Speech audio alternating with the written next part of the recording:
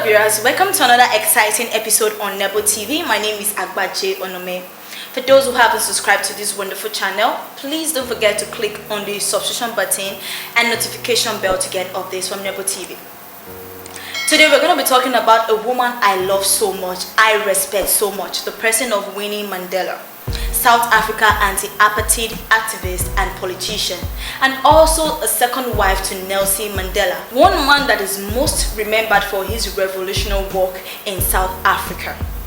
This woman is someone I've always wanted to talk about because she's a role model to women because of her attitude, her supportive attitude to her husband Nelson Mandela when he was jailed. She took up the responsibility and fought for South Africa. Well, let's go into this briefly as we see her early life. Stay tuned.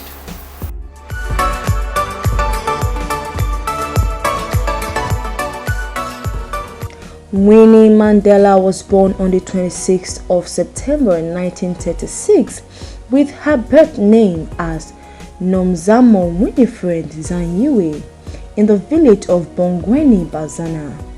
She was the fifth of 9 children, 7 sisters and a brother. Her parents, Columbus and Gertrude, were both teachers. Columbus was a history teacher and a headmaster, and Gertrude was a domestic science teacher.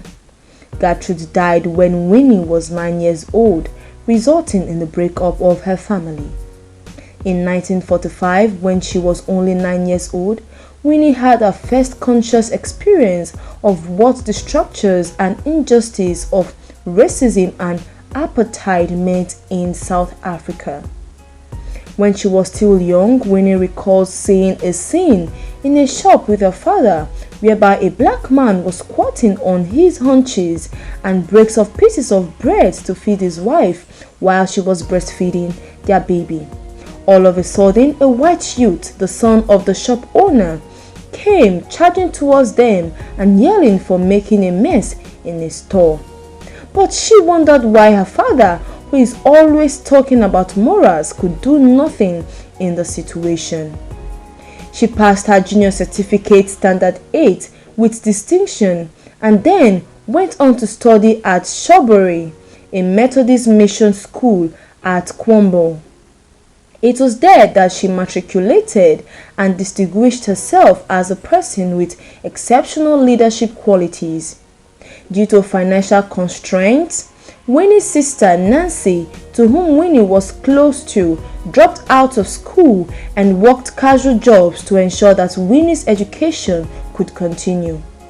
Upon leaving school, she went to Johannesburg to study social work at the Jan Hofmeyr School of Social Work. She earned a degree in social work in 1956, finishing at the top of her class, and was offered a scholarship for further study in the USA. However, after receiving the scholarship offer, she was offered the position of medical social worker at the Brangwanta Hospital in Johannesburg, making her the first qualified black to work in the hospital. Several years later, she earned a bachelor's degree in international relations from the University of the Witwatersrand. It is so funny and interesting to find out how Winnie Mandela met Nelson Mandela in South Africa. I'm sure you guys are waiting to hear this juicy gist, so follow me up and stay tuned. Winnie Mandela was 22 years old when she met Nelson Mandela at a bus stop in Soweto. Nelson Mandela was a lawyer and anti-apartheid activist when he first saw her and charmed her, securing a lunch date the following week in 1957. The couple married in 1958 and had 2 daughters, Zenani, born in 1958, and Zidizwa, born in 1960. Mandela was arrested and jailed in 1963 and was not released until 1990.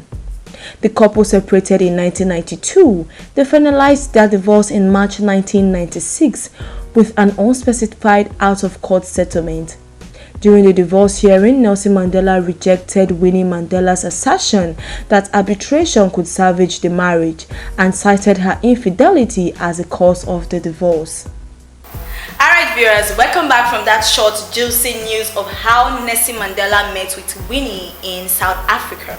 And now let's go straight to the reason why we are here, to go straight into her journey as an activist and politician. So stay tuned. Winnie Mandela emerged as a leading opponent of apartheid during the latter part of her husband's imprisonment. Due to her political activities, she was regularly detained by the National Party government. She was subjected to house arrest, kept under surveillance, imprisoned and banished to the remote town of Brantford. Her longest jail was for 491 days, beginning on May 12, 1969 at Pretoria Central Prison, where she spent months in solitary confinement and was tortured and beaten. From 1977 to 1985, she was banished to the town of Brantford in the Orange Free State and confined to the area. It was at this time that Winnie Mandela became well known in the Western world. She organized a crèche with an NGO, Operation Hunger, and a clinic in Brantford with Dr. Abubakar Ashvat, her personal physician, campaigned actively for equal rights, and was promoted by the ANC as a symbol of the struggle against apartheid. While in exile in Brantford, she and those who attempted to assist her were harassed by the apartheid police. In a leaked letter to Jacob Zuma in October 2008, outgoing president of South Africa, Thabo Mbeki, alluded to the role the ANC had created for Nelson and Winnie Mandela as representative symbols of the brutality of apartheid. Beaten by apartheid police, she developed an addiction to painkillers and alcohol as a result of a back injury caused by the assault. During a speech in Muzamville on 13 April 1986, Winnie Mandela endorsed the practice of necklacing, which is burning people alive using tires and petrol, by saying, "With our boxes of matches and our necklaces, we shall liberate this country." Further tarnishing her reputation were accusations by her bodyguard, Jerry Muzivuzi Richardson, and others at the Truth and Reconciliation Commission that she had ordered kidnapping and murder during the second half of the 1980s. Winnie Mandela returned to Soweto from Brantford in late 1985 in defiance of a banning order. She took a militaristic action towards her approach in her apartheid work. Stay tuned. Winnie Mandela returned to Soweto from Brantford in late 1985 in defiance of a banning order. During her banishment, the United Democratic Front and Congress of South African Trade Unions had formed a mass movement against apartheid. The new organizations relied more heavily on collective decision-making structures rather than on individual charisma. She took a more militaristic approach, eschewing the approach of the new bodies, and began dressing in military garb and surrounding herself with bodyguards.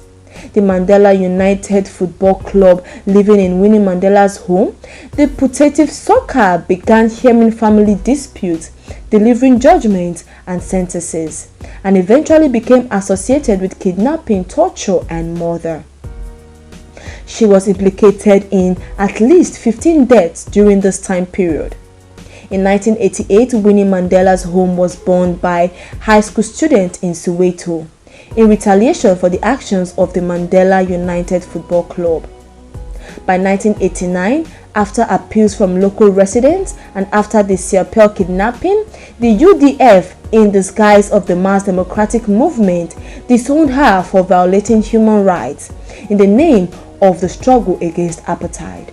The ANC in exile issued a statement criticizing her judgment after she refused to heed instructions issued from prison by Nelson Mandela to dissociate herself from the football club, and after attempts at mediation by an ANC crisis committee failed. During South Africa's transition to multiracial democracy, she adopted a far less conciliatory attitude than her husband did towards white South Africans. Stay tuned for more details. Winnie Mandela was seen on her husband's arm when she was released in February 1990, the first time the couple had been seen in public. However, their 38 years marriage ended in April 1992 after rumors of unfaithfulness. She then adopted the surname Madikizela Mandela. Also in 1992, she lost her position as the head of the ANC Social Welfare Department amid allegations of corruption. Madikizela Mandela actively campaigned for the ANC in South Africa's first non-racial elections. Appointed Deputy Minister of Arts, Culture, Science and Technology in May 1994, she was dismissed 11 months later following allegations of corruption. She remained extremely popular amongst many ANC supporters. In December 1993 and April 1997, she was elected president of the ANC Women's League, although she withdrew her candidacy for ANC deputy president at the movement's Mafikeng conference in December 1997. Earlier in 1997, she appeared before the Truth and Reconciliation Commission. Archbishop Desmond Tutu, as chairman of the commission, recognized her importance in the anti-apartheid struggle, but exhorted her to apologize and to admit her mistakes. In a guard response, she admitted things went horribly wrong. During the 1990s, she associated herself with Israeli organized crime figures operating in South Africa who were involved in extorting the local Jewish. It would be a great waste of time if we talk about a great woman like this without talking about her honorary awards in South Africa and the world at large. So stay tuned with us as we go into details the awards she won during her lifetime. Stay tuned. Winnie Mandela's character was popularly portrayed in different movies that won several awards in the film industry. In 1985, Winnie Mandela won the Robert F. Kennedy Human Rights Award along with fellow activists. She received a Candace Award for Distinguished Service from the National Coalition of 100 Black Women in 1988.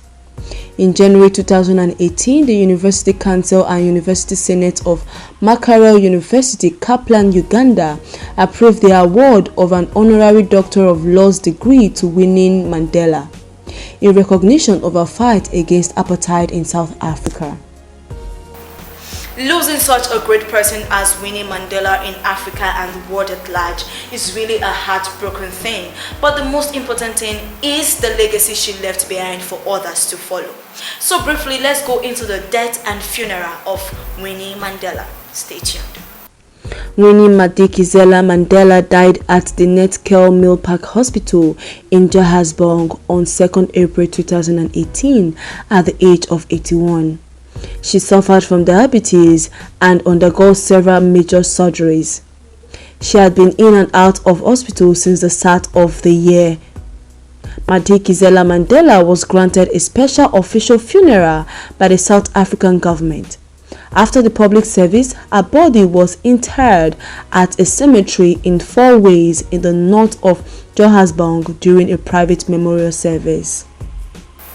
Alright viewers, we've come to the end of today's show on Winnie Mandela. Hope to see you next time. Same channel, Nebo TV. Subscribe. God bless you and God bless Nigeria.